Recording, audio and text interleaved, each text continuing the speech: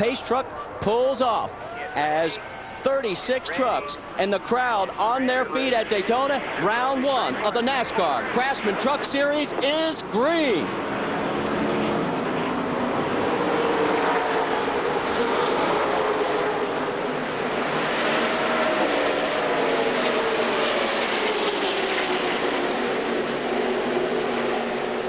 Jack Sprague, bad start, got a little loose. I think when he nailed the throttle, the rear tire spun or someone got in the back of it. Meanwhile, you see Steve Grissom going by the 4 of Bobby Hamilton, and Hamilton has trouble in the 4 truck, or is he just hung out to dry? He's going backwards, that's for sure. He is alone, cannot find any help. Bobby Hamilton has dropped about 10 positions just that quickly. Look at Jimmy Hensley in the 16. That's on the high side of Randy Tolsma. Coming out of turn 4, we're going to complete lap number 1. Joe Ruttman's going to lead the way. Right behind him, it's Mike Wallace, Lyndon Amick, Marty Houston, and Steve Grissom. There is Refner in the 3. Alongside the Axiom 4, look out, get a little clearance there, fellas. Back to the lead. And look at this. Ruttman, he made an error. He's gotten blown by. We told you the slingshot was back. Look at this. And Lyndon Amick takes a 52 truck of Schrader's to the front, followed by Marty Houston, Steve Grissom, and here comes Andy Houston. And your leader at lap 1 is all the way back to 6th place. Just that quick, on board with Mike Wallace. And look at that run that he gets on Grissom. Now that, Ray, is a slingshot. Absolutely, Benny. That was a premier slingshot. Mike said before that he could not believe how fast these trucks closed up. His big concern was running in the back of somebody. Top speed during happy hour yesterday, 191 miles an hour. We've completed 2 of 100 laps. Look at this. That is number 1, Dennis Setzer, alongside Rick Crawford in the number 14. Back to the battle up front. Here comes Ruttman. Now he's taking advantage, trying to go around Wallace. Can't get it done. And he's going to potentially lose another spot. Here comes Greg Biffle. But Biffle has no draft help. And all of a sudden, Ruttman does pick up a partner in his fellow Dodge teammate. Finally, Biffle gets some help from Randy Renfro in the 41 Dodge. Meanwhile, up. And we got a battle for the lead. Here's Marty Houston and his brother Andy. 75 is Marty, 60 is Andy. Drafted right by Lyndon Amick.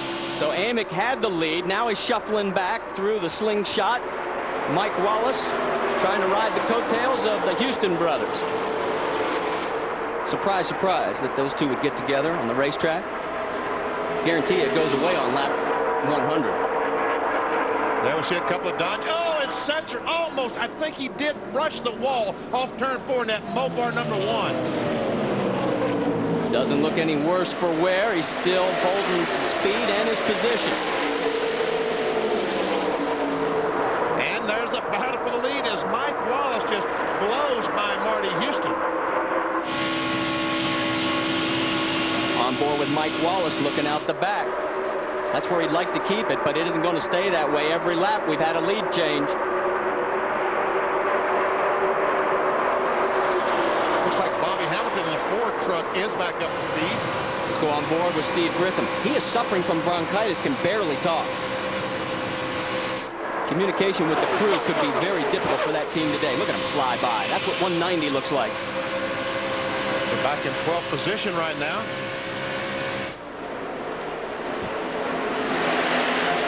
This is what you used to see when you came to Daytona. Absolutely, Benny. I can see what Joe Ruttman said before, that leading might not be the place to be, and it certainly looks like it. These guys seem to be able to pass at will. Hamilton and Ruttman trying to hook up there, but Bobby sort of got pinched high on the wall. By Joe Ruttman. By Joe Ruttman. We're right along board with Joe Ruttman as he looks back at Lyndon Amick, and here comes trucks on the inside. Bobby Hamilton hooked up with the 16 of Jimmy Hensley. 2 laps ago, Lyndon Amick was your leader. He's in 8th place right now. Oof. Tail came out. Amick almost brushed the wall.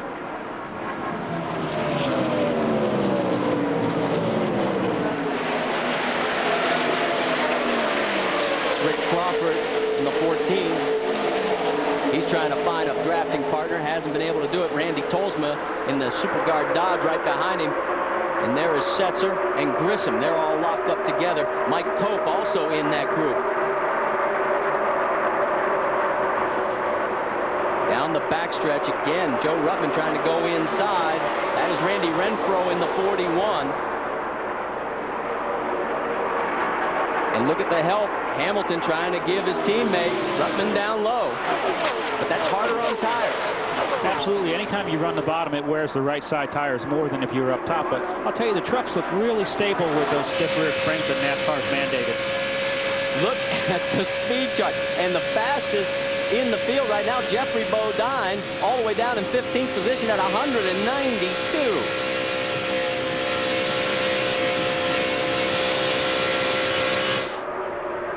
Right now, they're trying to have a 4-truck breakaway with Wallace, Biffle, and the Houston boys, but here come the Dodges, Joe Ruttman and Bobby Hamilton.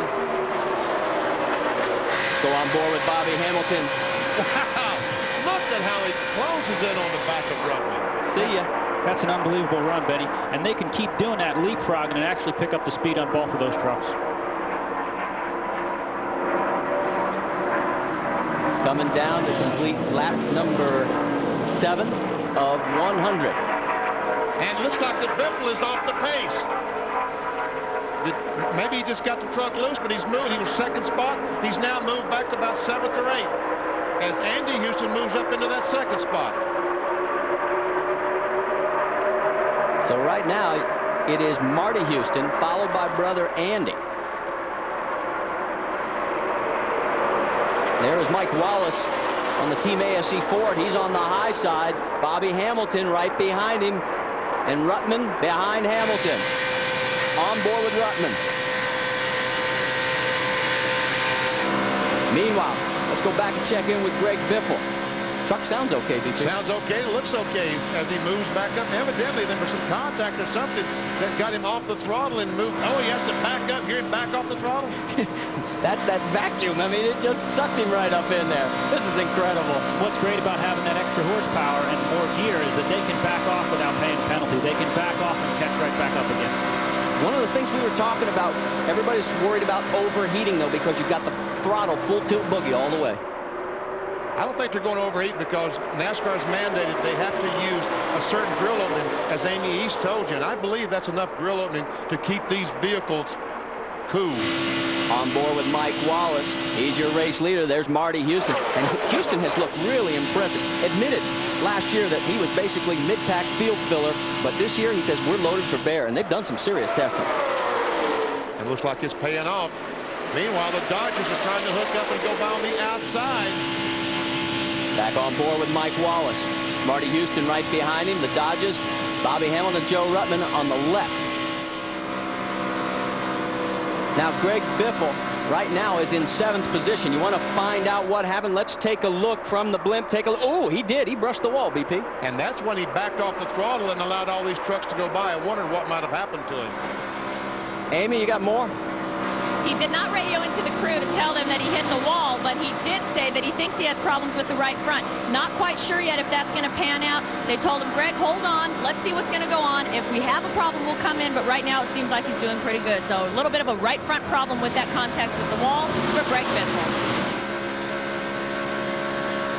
Biffle right now has moved into the 6th position and trying to climb ever higher. Uh-oh, we've got a car. Is that Lyndon Amick? No, it's a 35 of David Starr. Yep. David Starr, who had problems in qualifying, had changed motors, thought he had a pretty good pony going into the race, but it did not work as he is slow on the backstretch and is about to go a lap down as he's heading towards pit lane.